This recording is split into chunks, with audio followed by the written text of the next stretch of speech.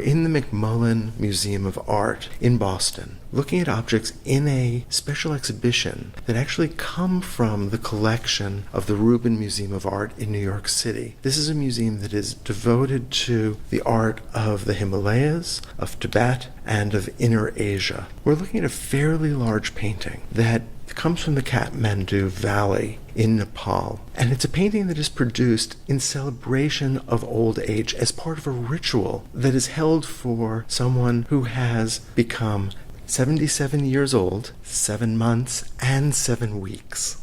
It is called Jyatha Janko, and it is meant to celebrate someone reaching this stage in their life. And this painting will be used for worship by the elders after the ritual and after they pass this threshold of 77 years, 7 months, and 7 weeks. So my question is, why this particular number? In Newar culture, 7 is considered a complete set. The Newars live in the Kathmandu Valley in Nepal. And they are one of the ancient native cultures and people of the Kathmandu Valley. This painting plays an important role in the ritual itself. The painting is actually required to be commissioned by the family for the ritual. So the upper portion of the painting usually depicts the stupa, various deities arrayed around the stupa, and these 2 registers in the bottom illustrate the ritual itself, where you can see the ritual moving leftward. And what happens during the ritual is that the elders are celebrated. They receive this Abhisheka ritual. You see there's people pouring water onto them.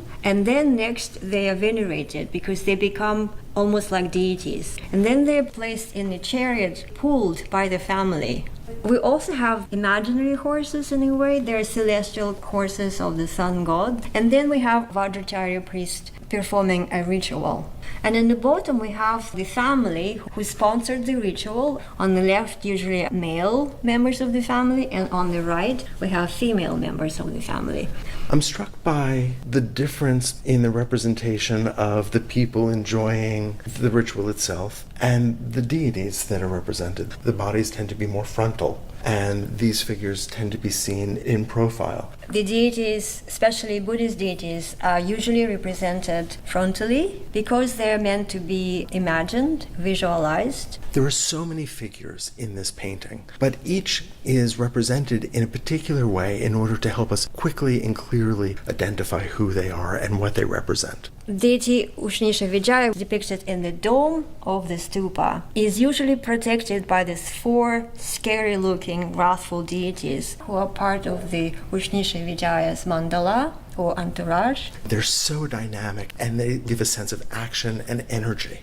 Ushnishavijaya has 3 heads and 8 arms, and other deities within the stupa are Vasudhara, a deity of prosperity and abundance, which makes perfect sense because we want the elders to continue to be wealthy and prosperous. And then we have this other deity, most probably it's the goddess Grahamatrika, the mother or the source of the planetary deities, which are depicted at the periphery of the painting. You can recognize the 5 transcendental Buddhas. Sometimes they are called the 5 Buddhas of the directions, 4 cardinal directions and 1 in the center. The white is Vairochana, yellow is Ratnasambhava, blue is Akshobhya, red Amitabha, and green is Amoghasiddhi. And then the planetary deities, which are in the periphery of the painting, and then there's 2 flanking the spire of the stupa, depicted in 3/4 view in their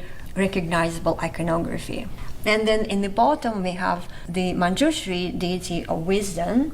During the ritual, the family and the elders also accumulate positive karma. So that ensures not only that they will continue living in good health, be prosperous in their retirement, strengthen their life, and also assure the good next rebirth. It's a wonderful occasion to honor the elders in the family and maintain this historical record of the family's existence and social standing. Some families actually make financial sacrifices to honor their elders.